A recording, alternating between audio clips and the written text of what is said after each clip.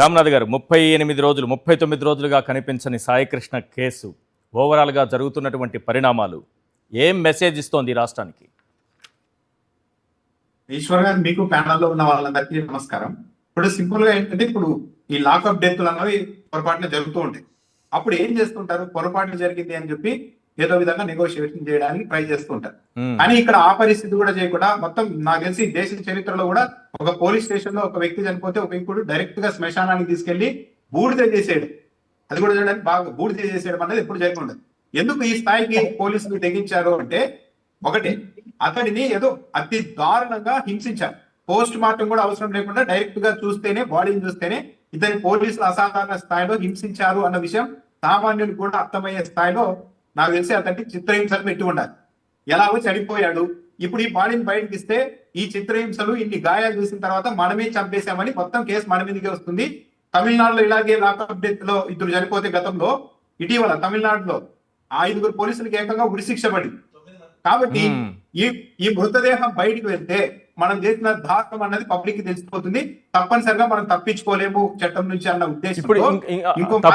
ఒక తప్పు చేసి ఆ తప్పు నుంచి తప్పించుకోలేమని అతి పెద్ద తప్పు చేసినట్టు కనపడట్లేదా? ఇది దేశమే నివ్వరిపోయే తప్పు కదా, నేరం కదా. ఇక్కడే ఈశ్వర్ గారు, వాళ్ళ ధైర్యము, వాళ్ళ వెనక ఎవరున్నారన్నది ఇక్కడే అర్థమవుతుంది. ఇప్పుడు లాకప్ డెత్ చేయడమే పెద్ద నేరం అయితే, ఏకంగా డెడ్ బాడీ కూడా లేకుండా బూడిద చేయడం అనేది అతి పెద్ద క్రైమ్. కానీ ఇంతకు మించిన క్రైమ్ ఏముండదు, పడితే ఉరి శిక్ష వరకు నేరం చేసేసాం.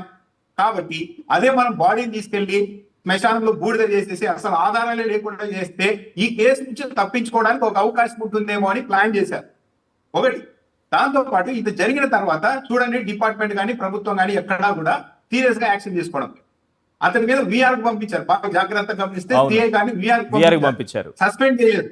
సస్పెండ్ చేస్తే ఏమవుతుంది, తప్పు చేశాడు అని ధృవీకరించినట్టు అవుతుంది అన్న ఉద్దేశంతో మధ్య మార్గంగా అదే కృష్ణలంక పోలీస్ స్టేషన్ లో ఆయన ఉంచలేక, సాయి కృష్ణ అనే యువకుడి ప్రాణం కన్నా నాగరాజ్ అనే సిఐ మనకు ముఖ్యం. అది ఆ విధంగా తీసుకెళ్లి సింపుల్ గా వీఆర్ పంపించేశారు. దాంట్లో ఇంకోటి ఏంటంటే, ఇప్పుడు ఇందాక నాగేశ్వర్ గారు చెప్పినట్లు ఈ వ్యవహారాలన్నీ దాపరికం ఏం లేదు. చాలా టీవీ ఛానల్లో రిపోర్టింగ్ లో లైవ్ లో డైరెక్ట్ చెప్తున్నారు. దారుణంగా చంపేసి బూడిద చేసేసారు పోలీసులని ఇతర కొన్ని టీవీ ఛానల్లో కూడా చెప్తూ ఉంటారు. అంబటి రాంబాబు గారు డైరెక్ట్ గా చెప్పారు. ఈ విషయాలన్నీ ఇంత పక్కాగా, ఇప్పుడు అంబటి రాంబాబు గారు ప్రెస్ మీట్ పెట్టి ఆయన తీసుకెళ్లి పోలీసులు బైక్ లో తీసుకెళ్లి బూడిద చేశారని క్యాజువల్ గా అన్నారు కదా, పక్కా ఆధారం ఉంటుంది కదా. ఇవన్నీ ఎవరు చెప్పారు? అక్కడ కూడా పోలీసులు కొంతమంది మంచి వాళ్ళు ఉంటారు. ఆ తమిళనాడు కేసులో కూడా ఒక కానిస్టేబుల్ నిలబడడంతో మిగతా పోలీసులకు ఉరిశిక్ష పడింది.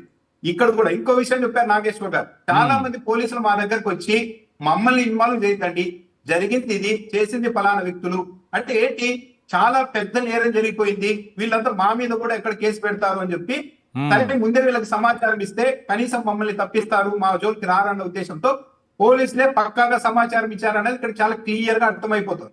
ఇప్పుడు 29వ తేదీ హైకోర్టులో ప్రభుత్వం ఏం చెప్తుందనే దాన్ని బట్టి రాష్ట్ర ప్రభుత్వంలో ఏమాత్రం మానవత్వం ఉంది అన్నది మనం ఒక అంచనాకు రావచ్చు.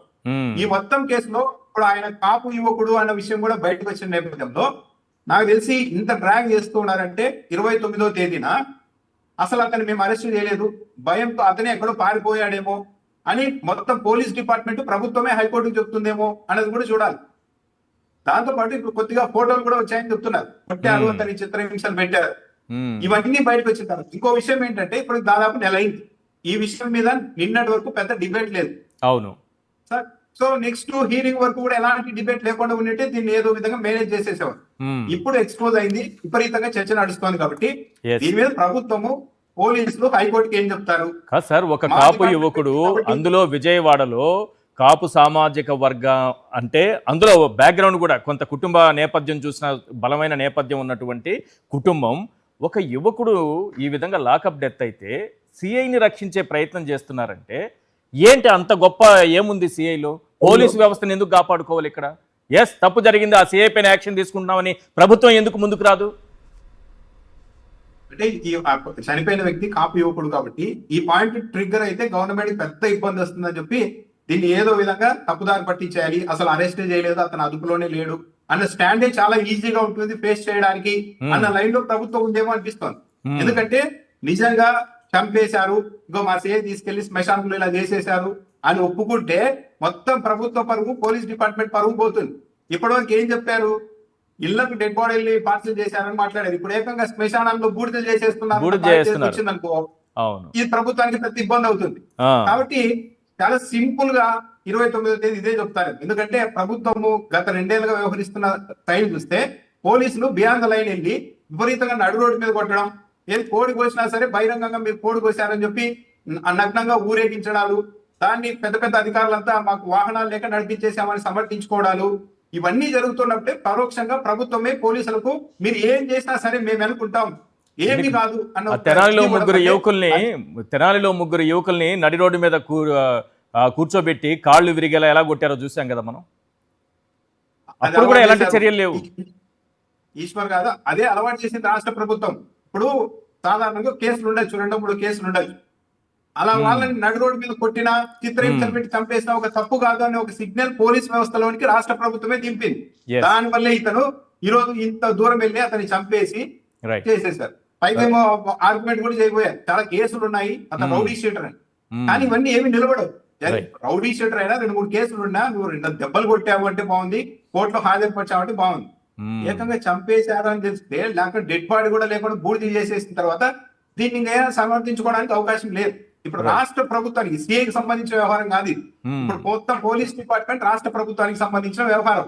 వీళ్ళలో ఎంత మాత్రం మానవత్వం ఉంది, ఎంత మాత్రం నిజాయితీ ఉందని 29వ తేదీన అసలు మేము అరెస్టే చేయలేదు, మాకు సంబంధమే లేదని రాష్ట్ర ప్రభుత్వం చెప్పింది అంటే ఇంకా ఈ రాష్ట్రంలో ఎవరి లైఫ్ కి గ్యారంటీ లేదు. ఏముంది, మీ ఇప్పుడు అందరినీ ఎవరెవరు తీసుకెళ్లి కొట్టేసి శ్మశానంలో బూడిద చేసేసి ఇంకేం మాకు సంబంధం లేదంటే ఎట్లా? ఒక శ్మశానానికి తీసుకెళ్లడంలో ఒకరిద్దరితో పని కూడా కాదు, మొత్తం పెద్ద పెద్ద వాళ్ళు ఇన్వాల్వ్ అయ్యి ఆ ధైర్యం ఇవ్వగలిగినప్పుడే ఏకంగా శ్మశానం వరకు తీసుకెళ్లి ఉంటారు. రైట్. నాగేశ్వరరావు గారు, లాయర్లను కూడా బెదిరిస్తున్నారంటే నీ కుటుంబం సంగతి చూసుకో, నీ సంగతి చూసుకో అని చెప్తున్నారంటే ఇది ఒక సిఐ దగ్గరే ఆగిపోయింది అనుకోవడానికి ఎలా అవుతుంది సాధ్యం? ఒక సిఐ అయితే న్యాయవాదుల్ని బెదిరించలేడు, పబ్లిక్ ఇంత ధైర్యంగా మేము చంపేశాము మీ దిక్కున్నారని చెప్పుకోకండి అని కూడా అనలేదు. అంటే ఏదో పెద్ద వ్యవస్థ పనిచేస్తోంది దీని వెనక అతన్ని వెనకేసుకుని రావడానికి అన్నది క్లియర్ గా అర్థమైపోతుంది.